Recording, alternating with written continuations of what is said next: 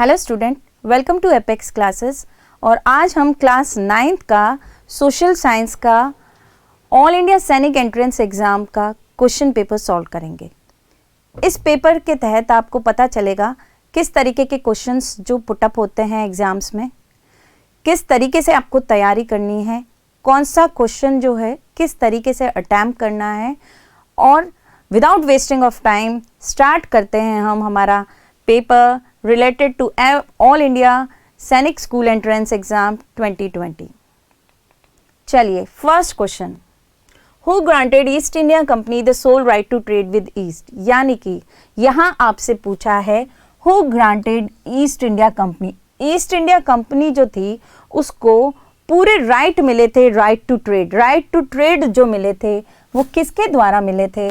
यहाँ पे आपको 4 ऑप्शन दिए हैं और आपको पहचान करनी है कि ये जो right to trade East India Company को मिले थे ये किसके द्वारा मिले थे।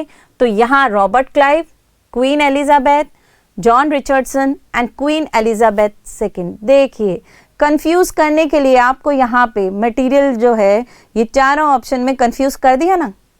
Queen Elizabeth 1 and queen Elizabeth second, ये कंफ्यूजन हो गया है यहाँ पे। तो अगर आपके कंसेप्ट क्लियर होंगे, अगर हिस्ट्री से रिलेटेड आपके कंसेप्ट क्लियर होंगे तो देयर इज़ नो कन्फ्यूजन, वहाँ पे आप कंफ्यूज नहीं हो सकते। तो यहाँ पे अगर हम बात करें ईस्ट इंडिया कंपनी को राइट टू ट्रेड जो था वो दिया गया था क्वीन एलिजाबेथ फर्स्ट के द्वारा। Got it? Queen Elizabeth first, your answer is queen Elizabeth first. चलिए सेकंड क्वेश्चन पे चलते हैं। द फर्स्ट इंडियन वुमेन, यहाँ बात कर रहे हैं हम फर्स्ट इंडियन वुमेन की टू बिकम अ प्रेसिडेंट, वो बनी थी president of Indian National Congress. अगर इंडियन नेशनल कांग्रेस की बात की जाए तो first women to become a president तो वो थी आपकी सरोजनी नायडू। Answer is Sarojini Naidu. चलिए next, land covered with grass shrubs, यानी कि वो लैंड जहाँ पे ग्रासेस हैं और श्रब्स हैं, यानी कि छोटे प्लांट्स जहाँ पे एनिमल्स ग्रेजिंग कर सकते हैं फ्रीली, एनिमल्स ग्रेजिंग कर सकते हैं फ्रीली, उस लैंड को हम क्या बोलेंगे? उस लैंड को फैलो लैंड, फैलो तो छोड़ी जाती है एक साल छोड़ के दूसरी, ओवर ग्रेजिंग जहाँ पे ओवर ग्रेजिंग की जाए वो पास्चर और एग्रीकल्चरल। तो यहाँ आपका ऑप्शन जो है, यहाँ भी कंफ्यूज नहीं होना है आपको, यहाँ पे आपको answer pasture land. Got it? चलिए नेक्स्ट क्वेश्चन पे चलते हैं। Name of the first country in the world, उस फर्स्ट कंट्री के बारे में पूछा है वर्ल्ड के अंदर जिन्होंने डेवलप की थी hydro electricity. Which develop hydro electricity, तो वो कंट्री यानी कि फर्स्ट कंट्री, यहाँ पे फर्स्ट कंट्री की बात कर रहे हैं जिन्होंने डेवलप किया था हाइड्रो इलेक्ट्रिसिटी, वो है आपका Norway. Your answer is Norway. Got it? चलिए नेक्स्ट क्लास पे, breeding of fish in specially constructed tank and ponds, यानी कि इस क्वेश्चन के अंदर पूछा है ब्रीडिंग ऑफ फिश। फिश आते ही, ब्रीडिंग ऑफ फिश आते ही आपको यहाँ पर ब्रीडिंग ऑफ फिश आते ही आपका ऑटोमेटिक आंसर, अगर आपके कंसेप्ट क्लियर होंगे तो वो होगा आपका पिसी कल्चर। Got it? चलिए अहमदाबाद, अहमदाबाद को क्या कहते हैं? अहमदाबाद जो है इंडिया के अंदर उसको क्या कहा जाता है? Your option is Ruhr, Manchester, Boston और शिकागो। क्या कहा जाता है अहमदाबाद को? Ahmedabad is referred as Manchester of India. क्या कहा जाता है? Manchester of India. Next question, how many members are nominated by president. यहाँ पूछे हैं वो मेंबर्स जो नॉमिनेट किए जाते हैं प्रेसिडेंट के द्वारा राज्यसभा में। तो members which are nominated by Rajya Sabha वो हैं आपके 12 मेंबर्स जो राज्यसभा के द्वारा नॉमिनेट किए जाते हैं।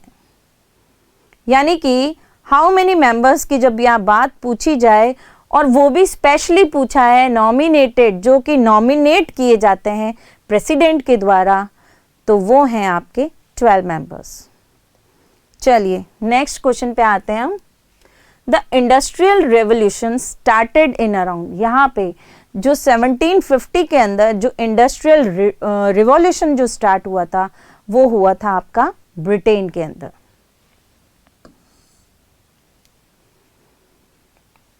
नेक्स्ट क्वेश्चन जो है आपका, यहाँ पे ब्रिटिश कॉन्क्वेस्ट ऑफ बंगाल, यहाँ पे जब वो बंगाल के अंदर यहाँ पे ब्रिटिशर्स ने यहाँ पे जीत लिया था बंगाल को, तो वो कौन सा बैटल है, यहाँ पे बैटल की बात की जा रही है, तो वो कौन सा बैटल है जिसके अंदर ब्रिटिशर्स ने बंगाल के ऊपर जीत हासिल की थी। तो वो तो बहुत इजी है, किसी से भी पूछ लेंगे आप, ये हुआ था आपका प्लासी का युद्ध, यानी बैटल ऑफ प्लासी। यहाँ पे सिराजुद्दौला और रॉबर्ट क्लाइव, सिराजुद्दौला और रॉबर्ट क्लाइव के बीच में जो मीर जाफर था उनके आर्मी का हेड, वो सिराजुद्दौला से हटके उसने रॉबर्ट क्लाइव की तरफ थोड़ा सा पक्षपात कर दिया, और ये जीत जो थी ये ब्रिटिशर्स ने उस मीर जाफर की वजह से, ये बंगाल जो था वो किसके हाथ चला गया, ये बैटल जो है कॉन्कर कर ली गई थी ब्रिटिशर्स के द्वारा। तो वो है आपका Plassey, battle of Plassey. Got it. चलिए the architect of New Delhi, ये आपको एक बहुत ही इंटरेस्टिंग चीज़ यहाँ पे पूछी गई है आपकी, कि जो न्यू दिल्ली को आर्किटेक्ट, न्यू दिल्ली को जो आर्किटेक्ट किया गया था, जो बनाया गया था, उसके लिए दो आर्किटेक्ट थे, वो थे Edwin Lutyens and Herbert baker. Edwin Lutyens and Herbert baker, ये दो आर्किटेक्ट जो थे उन्होंने न्यू दिल्ली को डिज़ाइन किया। चलिए existence of more than one level of government, यहाँ पे आपसे पूछा जा रहा है कि अगर एग्जिस्टेंस हो रही है किसकी, more than one level of government, जहाँ पे एक गवर्नमेंट से ज़्यादा है, तो यहाँ पे सीधा सीधा आपका आंसर है federalism. Your answer is federalism, क्योंकि यहाँ पे एक लेवल नहीं है, यहाँ पे मोर देन वन लेवल है, ठीक है ना। ओके चलिए, मनी बिल को इंट्रोड्यूस किया जाता है, मनी बिल को इंट्रोड्यूस किया जाता है राज्यसभा और लोकसभा में, तो इसका आंसर होगा आपका money bill is only introduce, money bill is only introduced in Lok Sabha. Got it. चलिए चलते हैं नेक्स्ट क्वेश्चन पे। यहाँ पे आपका क्वेश्चन पूछा है in which state of India Jim Corbett National Park, यहाँ पे बात कर रहे हैं हम जिम कॉर्बेट नेशनल पार्क की। तो जिम कॉर्बेट नेशनल पार्क जो है वो आपका it situated in Uttarakhand. Your answer is Uttarakhand. Got it. चलिए, which state of India is highest producer of jute. तो यहाँ पे आपको जितने भी प्रोड्यूसर्स हैं वो भी याद रखने हैं। जैसे जैसे आप स्टडीज़ करते जाएंगे वहाँ पे आपको ज्योग्राफी से रिलेटेड सारे टॉपिक्स जो हैं उस पर थोड़ा सा ध्यान ज़्यादा देना है। तो यहाँ पे क्वेश्चन पूछा है इंडिया के अंदर हाईएस्ट प्रोड्यूसर जो जूट का है वो कौन सी स्टेट है, तो वो है आपकी वेस्ट बंगाल, वो है आपकी वेस्ट बंगाल। चलिए नेक्स्ट क्वेश्चन पे आते हैं हम। A form of government where people enjoy equal political right. यहां देखिए, अ फॉर्म ऑफ गवर्नमेंट यानी कि वो फॉर्म ऑफ गवर्नमेंट जहां पे people enjoy equal political right, यानी कि वहां पे इक्वल पॉलिटिकल राइट मिल रहे हैं। इलेक्ट देयर रूलर, वो अपने रूलर को चुन सकते हैं। And hold them accountable, and hold them accountable, जितने पीरियड के लिए वो हैं, तो उसमें यहाँ पे आप वो कौन सी गवर्नमेंट है, वो कौन सी गवर्नमेंट है आपकी, तो वो है आपकी डेमोक्रेटिक गवर्नमेंट। डेमोक्रेटिक गवर्नमेंट के अंदर we have equal right to elect our ruler. Got it. चलिए, in order to prevent religion based exclusion and discrimination, ये पॉइंट आप देख लीजिए। यहाँ अगर डिस्क्रिमिनेशन आ जाता है और लोअर कास्ट आ जाती है आपकी, अगर क्वेश्चन के अंदर डिस्क्रिमिनेशन आ गया है और लोअर कास्ट आ गई है, तो इंडियन कॉन्स्टिट्यूशन किस पे बैन करता है?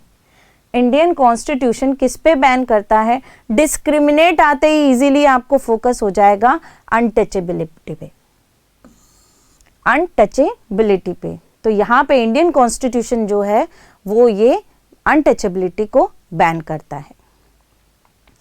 चलिए, सस्टेनेबल डेवलपमेंट, सस्टेनेबल डेवलपमेंट का क्या मतलब होता है?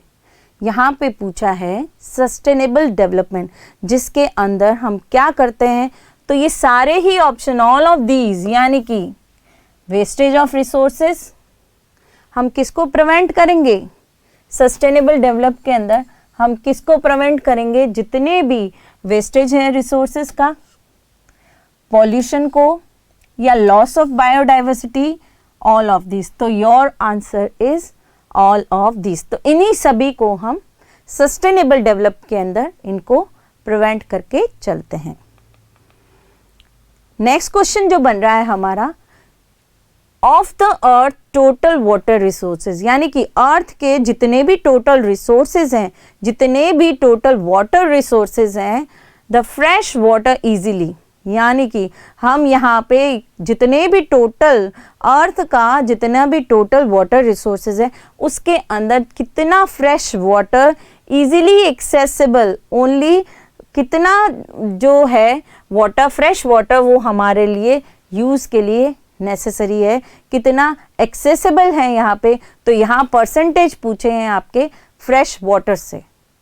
तो फ्रेश वाटर जो है आपका only 1% is available on your earth, only 1%। तो योर आंसर इज 1%। चलिए, नेक्स्ट क्वेश्चन जो है, these are made to protect our natural vegetation and wildlife। वो कौन सा यहाँ पे ऑप्शन के अंदर यहाँ पूछा है विच, यानी कि कौन सा यहाँ पे बना है टू प्रोटेक्ट, हम जिसमें natural vegetation as well as wildlife दोनों को प्रोटेक्ट कर रहे हैं। क्या प्रोटेक्ट कर रहे हैं? नेचुरल वेजिटेशन और जितनी भी वाइल्ड लाइफ है उनको प्रोटेक्ट कर रहे हैं। तो वो कौन सी है यहाँ पे ऑप्शन के अंदर देखिए आप थोड़ा सा, national park, wild life sanctuaries, biosphere reserve. तो ये सबके सभी बने हैं, ये सबके सब बने हैं ताकि हम हमारे जितने भी नेचुरल वेजिटेशन है, फ्लोरा और फोना जो है उनको बचा सकें। तो फ्लोरा एंड फोना ये वर्ड अगर आ गया है तो मैं आपको बता दूं, flora means plant and fauna means animals. तो फ्लोरा और फोना यानी कि वाइल्ड जितने भी नेचुरल वेजिटेशन है और वाइल्ड लाइफ है, वो अगर हम बचाने की बात कर रहे हैं, प्रोटेक्ट करने की बात कर रहे हैं, तो your answer is all of these. ये सभी जो हैं, नेशनल पार्क ले लो, वाइल्ड लाइफ सेंचुरीज ले लो, बायोस्फीयर रिजर्व्स ले लो, ये सभी बने हैं ताकि हम प्रोटेक्ट कर सकें हमारे फ्लोरा और फोना को। Got it? चलिए नेक्स्ट क्वेश्चन पे, the largest producer and exporter of mica in the world, यानी कि प्रोड्यूस भी हो रहा है और एक्सपोर्ट भी हो रहा है माइका इन द वर्ल्ड, पूरे वर्ल्ड के अंदर। तो वो है one and only India. Your answer is India. Got it? चलिए नेक्स्ट पे आ जाते हैं। अब देखिए, रिसोर्सेज की यहाँ पे बात की जा रही है। इस क्वेश्चन के अंदर ही, इस सेंटेंस के अंदर ही आप इसका आंसर पहचान जाएंगे।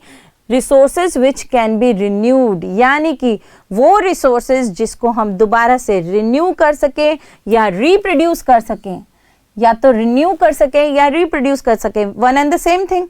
यानी कि वो रिसोर्सेज जिसको हम रिन्यूड कर रहे हैं, which is known as renewable sources.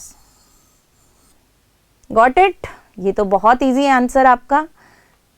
चलिए नेक्स्ट पॉइंट पे, the act on the protection of women from domestic violence. ये देखिए, ये एक एक्ट बना था, protection of women from domestic violence. ये फाइनली किस ईयर के अंदर एक लॉ बन गया था?